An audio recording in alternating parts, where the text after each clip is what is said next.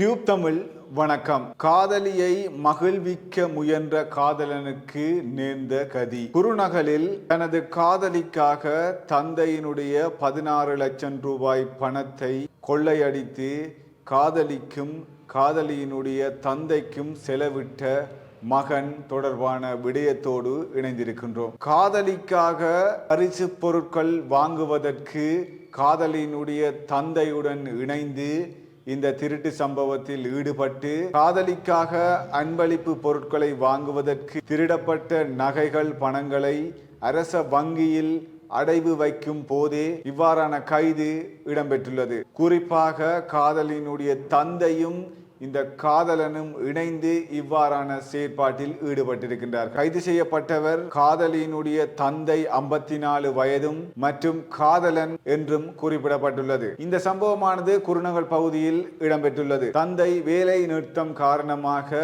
வீட்டில் நகைகள் பணங்கள் அனைத்தையும் வைத்துவிட்டு தங்கும் வேலைக்கு சென்றுள்ளதாகவும் இதனை நன்கு அவதானித்த மகன் அதனை திருடி காதலியினுடைய தந்தையுடன் இணைந்து அதனை வங்கியில் அடைவு வைத்து அந்த அடைவு வைத்த காசை கொண்டு பல செயற்பாடுகள் செய்ததாகவும் பல பொருட்களை காதலிக்கு வாங்கி கொடுத்ததாகவும் முதற்கட்ட விசாரணையில் தெரிய வருகின்றது. இதன் போது அடகு வைக்க சென்ற போதுதான் தெரிய வந்தது இந்த தந்தையினுடைய நகைகளை தான் இந்த மகன் எடுத்து வந்து அடைவு வைக்கின்றார். இதனை அடுத்து உடனடியாக தகவலை தந்தைக்கு வழங்கிய போது குறிப்பாக சம்பவ இடத்திற்கு தந்தை விரைந்து வந்து உடனடியாக அவருடைய மகனையும் அவருடைய காதலியினுடைய தந்தையையும் போலீசாரை கொண்டு கைது செய்ததும் குறிப்பிடத்தக்கது. இதன் போது 3 தங்கச் சங்கிலிகள் 3 பெண்டன்கள் 3 தோடு என்பவற்றை அடிப்படையாக கொண்டு அடகு வைக்க சென்றுள்ளதாகவும் தகவல் வெளியாகி இருக்கின்றது. உண்மையிலே இந்த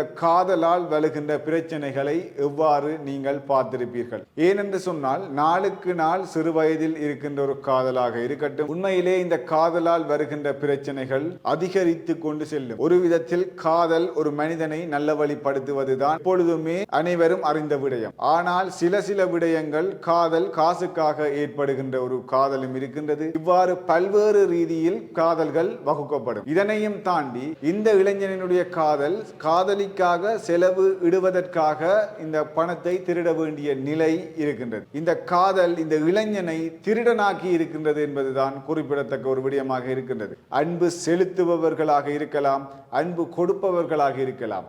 அன்பால் ஒரு மனிதன் உயர்ந்தவன் என்ற ஸ்தானத்தில் அடைகின்றான் என்பதைத்தான் இன்றும் காதல் சொல்லிக் கொண்டிருக்கின்றது. ஆனால் அதனையும் தாண்டி இப்பொழுது காதல் தவறான வழியில் நடந்து கொண்டிருக்கின்றது என்பதும் மறக்கத்தக்க விடயமாகத்தான் இருக்கின்றது. மற்றும் ஒரு தகவலின் ஊடாக சந்திக்கும் வரை வணக்கம்.